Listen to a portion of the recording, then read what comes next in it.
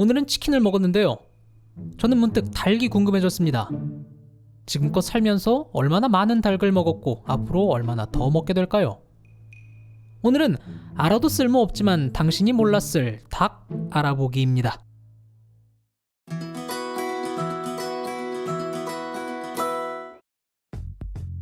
닭은 영어로 치킨입니다.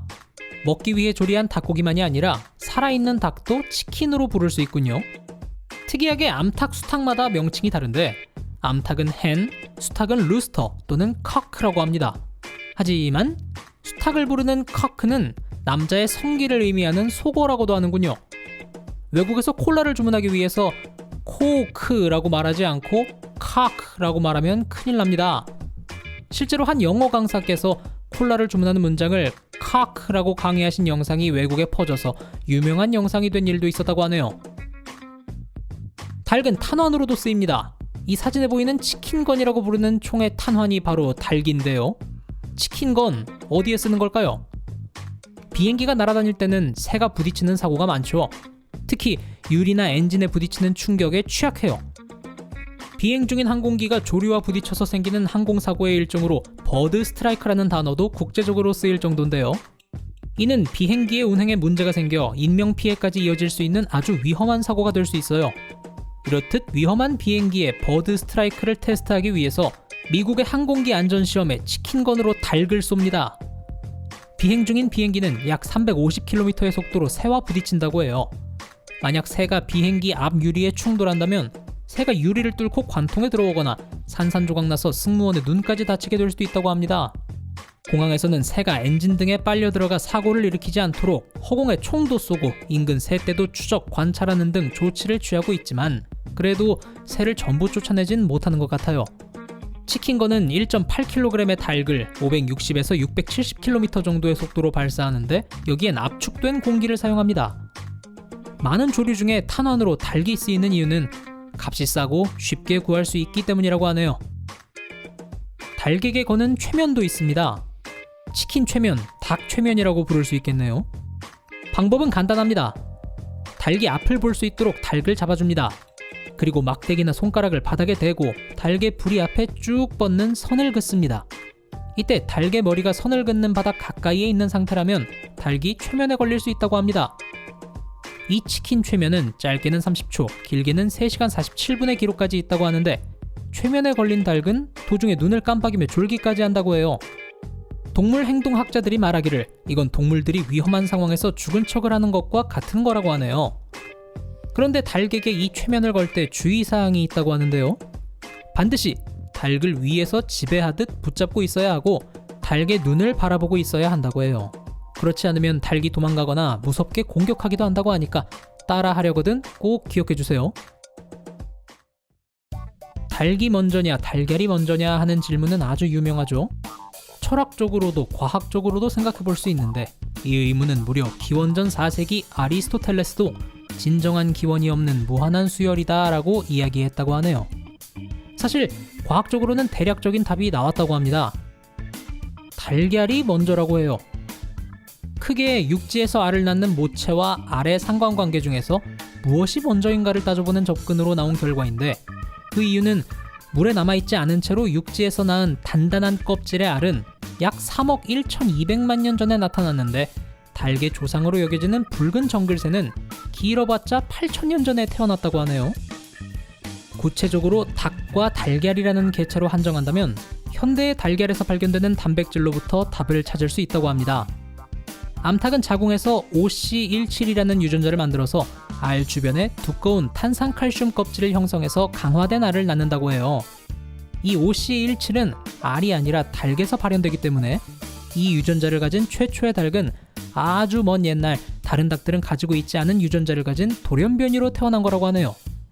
따라서 최초의 강화된 알을 낳은 닭은 강화되지 않은 알에서 태어났지만 그 후로는 강화된 알을 낳는 개체가 지금까지 이어져 온 거라고 하네요.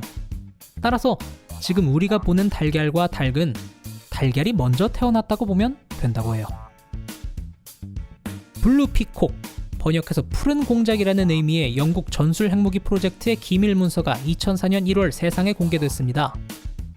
이 프로젝트는 미국과 소련의 냉전이 한창이던 1950년대 영국이 독일에 10킬로톤의 핵 지뢰를 설치하고 소련이 침공할 경우 터뜨리는 작전이었는데요. 적의 침공을 막는 것과 동시에 지역을 아예 핵폭발로 오염시켜버려서 점령조차 못하게 하겠다는 무서운 작전이었어요.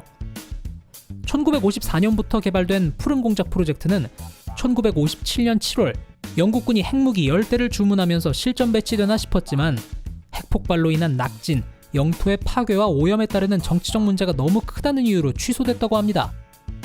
주제가 닭인데 핵무기 이야기를 왜 했냐면요. 이때 매설할 예정이었던 핵 지뢰를 터뜨리는 방법으로 닭을 쓰려고 했었다는 계획이 있었기 때문이에요. 만약 핵 지뢰를 땅에 묻으면 겨울 동안 너무 차가워져서 작동에 문제가 생길 수도 있었다고 해요. 그래서 폭탄에 담요를 덮자느니 하는 아이디어도 나왔다고 하는데 그 중에 하나는 지뢰에 닭을 넣어두자 하는 거였대요.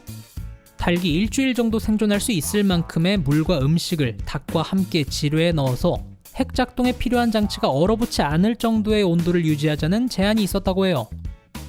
이 프로젝트의 기밀 문서가 세상에 밝혀진 건 마침 4월 1일 만우절이었는데 사람들은 이걸 보고 만우절 농담이냐는 반응이었대요.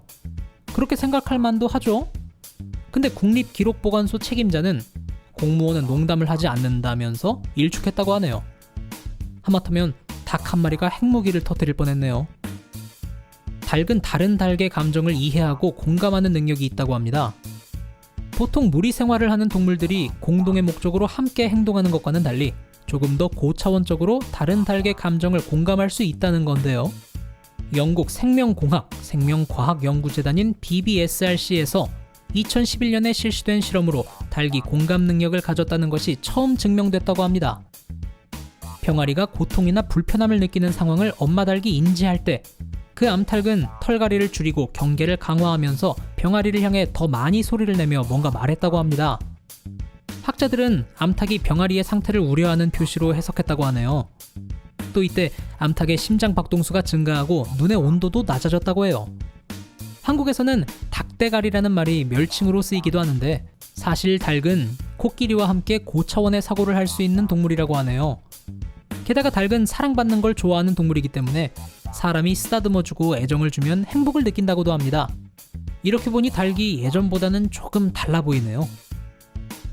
인간을 먹는 인간을 부를 때 식인종이라고 하죠. 가금류에도 이런 동족포식 본능이 있다고 합니다. 가금류에 속한 닭 또한 마찬가지인데요. 가금류가 동족을 먹는 요인은 여러 가지가 있는데 기본적으로 과한 스트레스가 문제라고 하네요. 빛이 너무 강하거나 너무 더워서 불편할 때, 무리가 너무 많아져서 사회 질서가 망가질 때, 단백질, 염분을 포함한 영양이 부족할 때, 무리 중에 부상이나 사망하는 동료가 생겼을 때 등이 닭에게 동족포식을 유발하는 요인이라고 해요. 만약 닭이 깃털을 먹는다면 그건 동족포식의 전조라고 하는데요. 닭이 무리의 구성원에 깃털을 쪼아 먹는 건 이 현상이 진행되는 과정이라고 하니 만약 닭 농장을 하는 분이 있다면 한 번쯤 살펴보셔도 좋겠네요. 닭 안경이라고 아시나요? 치킨 고글, 피크 가드라고도 불린다고 하는데 20세기 초 미국 전역에서 판매된 제품이라고 해요. 말 그대로 닭을 위해서 만든 작은 안경인데 닭의 동족 포식과 깃털 쪼기를 방지하기 위해 만들어졌다고 합니다. 이게 가능한 이유는 닭이 붉은 피를 보면 쪼는 본능이 강화된다고 해요. 아마 위에서 본 닭의 공감 능력과 스트레스로 인한 동족 포식에 관련된 것으로 보이는데요. 빨간 안경을 닭의 앞에 씌워주면 닭이 오히려 붉은 피를 보지 못하고 강한 빛도 어느 정도 막아주기 때문에 닭의 폭력성을 낮춰준다고 하네요. 닭 안경은 닭의 부리 위에 맞는 타원형 패널 2개의 모양이라고 하는데요. 콧구멍에 작은 갈고리로 고정할 수도 있고 코뼈에 구멍을 뚫어 고정할 수도 있었다고 해요. 하지만 이 디자인은 너무 가학적이라 결국 불법이 됐다고 하네요. 진짜 닭이 아니라 사회적인 용어로서 치킨이란 단어를 쓰는 경우도 있는데요. 미국에서 겁쟁이를 뜻하는 속어인 치킨의 의미로 치킨 게임이라는 놀이가 있다고 해요. 두 운전자가 서로 정면 충돌하는 코스로 서로를 향해 질주합니다. 이때 먼저 피하는 쪽이 치킨이라고 놀림받았다고 하네요. 당연히 제정신인 사람은 이런 짓 안 하겠죠. 지금은 치킨 게임이 놀이가 아니라 사회적인 현상에 대한 용어로 많이 쓰이죠. 흔히 기업과 기업, 개인과 개인 간에 경쟁자를 이기기 위해서는 어떤 손해라도 감수하고 달려드는 상황을 말해요. 또 매를 흉내내는 닭이라는 의미의 치킨 호크라는 단어도 있는데요. 전쟁이나 군대 경험이 없는 사람이 극단적으로 전쟁이나 군사활동에 찬성하는 경우 그런 호전적인 정치가나 관료, 평론가들에게 치킨 호크라고 부른다고 하네요. 주로 미국에서 쓰이는 정치적 속어라고 합니다. 오늘은 우리가 흔히 요리된 상태로 자주 만나는 닭에 대해서 알아봤는데요. 의외로 재미있는 매력이 많은 동물인 것 같습니다. 긴 이야기 들어주셔서 감사드리고요. 오늘의 이야기는 여기까지입니다. 감사합니다. 다음에 들려드릴 이야기도 듣고 싶으시다면 구독과 알림 설정 부탁드리고 저는 다음 영상에서 뵙겠습니다. 감사합니다.